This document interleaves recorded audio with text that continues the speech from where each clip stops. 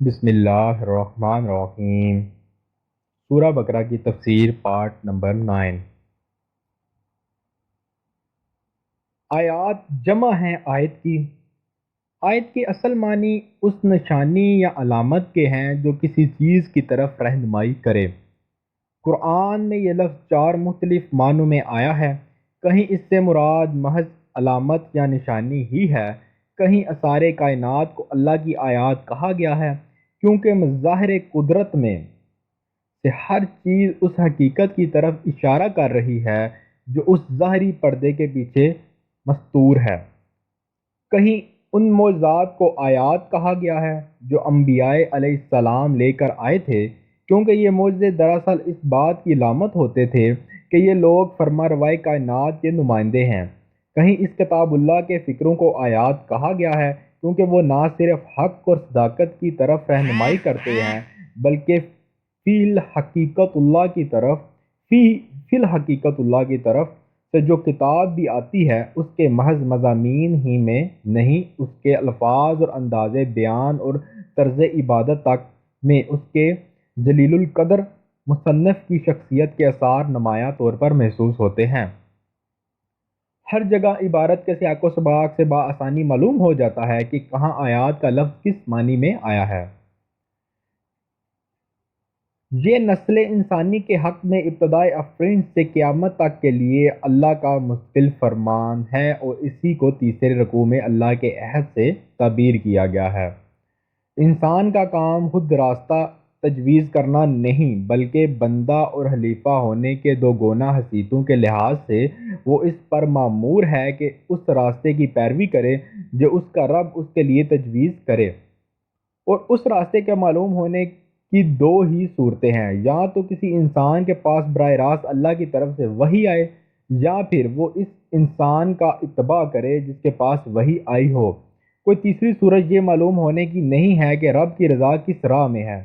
ان دو صورتوں کے ماسوا ہر صورت غلط ہے، بلکہ غلط ہی نہیں، سراسر بغاوت بھی ہے، جس کی سزا جہنم کے سوا اور کچھ نہیں۔ قرآن مجید میں آدم کی پیدائش اور نوع انسانی کی ابتدا کا یہ قصہ 7 مقامات پر آیا ہے، جن میں سے پہلا مقام ہے اور باقی مقامات حسب ذیل۔ سورہ الاعراف رکوع نمبر 2، الحجر رکوع نمبر 3، بنی اسرائیل رکوع نمبر 7، الکاف رکوع نمبر 7، طٰہٰ رکوع نمبر 7، صاد رکوع نمبر 5۔ اور بائبل کی کتاب پیدائش باب اول، دوم اور سوم میں بھی یہ قصہ بیان ہوا ہے، لیکن دونوں کا مقابلہ کرنے سے ہر صاحب نظر انسان محسوس کرتا ہے کہ دونوں کتابوں میں کیا فرق ہے۔ اسرائیل کے معنی ہیں عبداللہ یا بندہ خدا۔ یہ حضرت یعقوب علیہ السلام کا لقب تھا جو ان کو اللہ تعالیٰ کی طرف سے عطا ہوا تھا۔ وہ حضرت اسحاق علیہ السلام کے بیٹے اور حضرت ابراہیم علیہ السلام کے پوتے تھے۔ انہی کی نسل کو بنی اسرائیل کہتے ہیں۔ پچھلے 4 رکوعوں میں تمہیدی تقریر تھی جس کا خطاب تمام انسانوں کی طرف عام تھا۔ اب یہاں سے 14ویں رکوع تک مسلسل ایک تقریر اس قوم کو خطاب کرتے ہوئے چلتی ہے جس میں کہیں کہیں عیسائیوں اور مشرکین عرب کی طرف بھی کلام کا رخ پھر گیا ہے، اور موقع موقع سے ان لوگوں کو بھی خطاب کیا گیا ہے جو حضرت محمد صلی اللہ علیہ وسلم کی دعوت پر ایمان لائے تھے۔ اس تقریر کو پڑھتے ہوئے حسب ذیل باتوں کو خاص طور پر پیش نظر رکھنا چاہیے۔ اولن، اس کا منشا یہ ہے کہ پچھلے پیغمبروں کی امت میں جو تھوڑے بہت لوگ بھی ابھی ایسے باقی ہیں جن میں خیر و صلاح کا عنصر موجود ہے، انہیں اس صداقت پر ایمان لانے اور اس کام میں شریک ہونے کی دعوت دی جائے جس کے ساتھ محمد صلی اللہ علیہ وسلم اٹھائے گئے تھے۔ اس لیے ان کو بتایا جا رہا ہے کہ قرآن اور یہ نبی وہی پیغام اور وہی کام لے کر آیا ہے جو اس سے پہلے تمہارے انبیاء اور تمہارے پاس آنے والے صحیفے لائے تھے۔ پہلے یہ چیزیں تم کو دی گئی تھیں تاکہ تم آپ بھی اس پر چلو اور دنیا کو بھی اس کی طرف بلانے اور اس پر چلانے کی کوشش کرو، مگر تم دنیا کی رہنمائی تو کیا کرتے، خود بھی اس ہدایت پر قائم نہ رہے اور بگڑتے چلے گئے۔ تمہاری تاریخ اور تمہاری قوم کی موجودہ ہلاک و دینی حالت خود تمہارے بگاڑ پر گواہ ہے۔ اب اللہ نے وہی چیز دے کر اپنے ایک بندے کو بھیجا ہے اور وہی خدمت اس کے سپرد کی ہے۔ یہ کوئی بیگانہ اور اجنبی چیز نہیں ہے، تمہاری اپنی چیز ہے، لہذا جانتے بوجھتے حق کی مخالفت نہ کرو، بلکہ اسے قبول کرو جو کام تمہارے کرنے کا تھا۔ مگر تم نے کیا کیا؟ اسے کرنے کے لیے جو دوسرے لوگ اٹھے ہیں ان کا ساتھ دو۔ ثانیاً، اس کا منشا عام یہودیوں پر حجت تمام کرنا اور صاف صاف ان کی دینی و اخلاقی حالت کو کھول کر رکھ دینا ہے۔ ان پر ثابت کیا جا رہا ہے کہ یہ وہی دین ہے جو تمہارے انبیاء لے کر آئے تھے۔ اصول دین میں سے کوئی ایک چیز بھی ایسی نہیں جس میں قرآن کی تعلیم تورات کی تعلیم سے مختلف ہو۔ ان پر ثابت کیا جا رہا ہے کہ جو ہدایت تمہیں دی گئی تھی اس کی پیروی کرنے میں اور جو رہنمائی کا منصب تمہیں دیا گیا تھا اس کا حق ادا کرنے میں تم بری طرح ناکام ہوئے ہو۔ اس کے ثبوت میں ایسے واقعات سے استشہاد کیا گیا ہے جن کی تردید وہ نہ کر سکتے تھے۔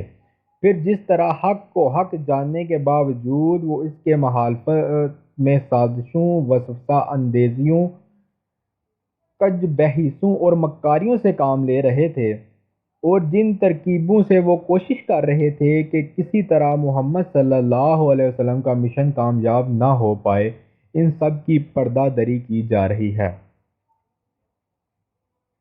جس سے یہ بات عیاں ہو جاتی ہے کہ ان کی ظاہری مذہبیت محض ایک ڈونگ ہے جس کے نیچے دیانت اور حق پرستی کی بجائے ہٹ درمی، جاہلانہ عصبیت اور نفس پرستی کام کر رہی ہے، اور حقیقت میں وہ یہ چاہتے نہیں ہیں کہ نیکی کا کوئی کام پھل پھول سکے۔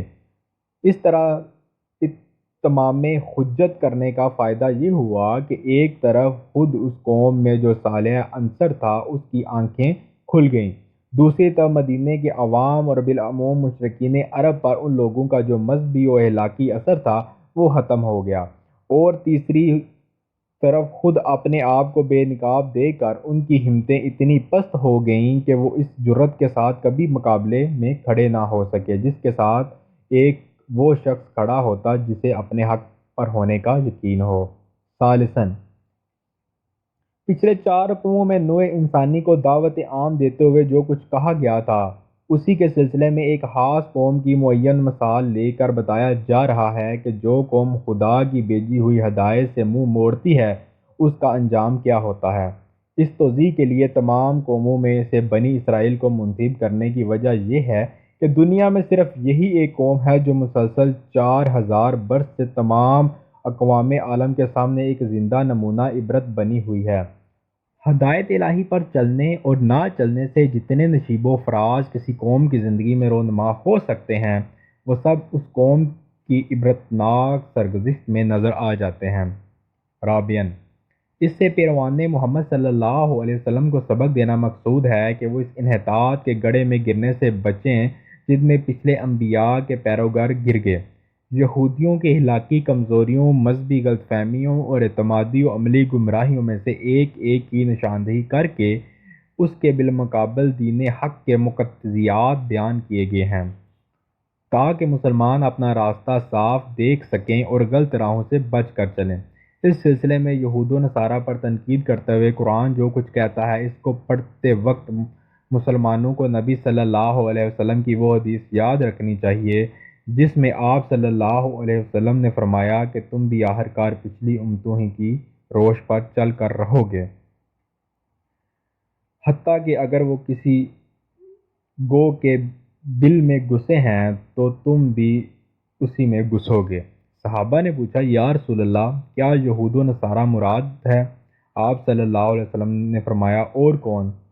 نبی کریم صلی اللہ علیہ وسلم کا یہ اشارہ محض ایک توبیخ نہ تھا بلکہ ان کی دی ہوئی بصیرت سے آپ یہ جانتے تھے کہ انبیاء کی امتوں میں بگاڑ کن راستوں سے آیا اور کن کی شکلوں میں ظہور کرتا رہا۔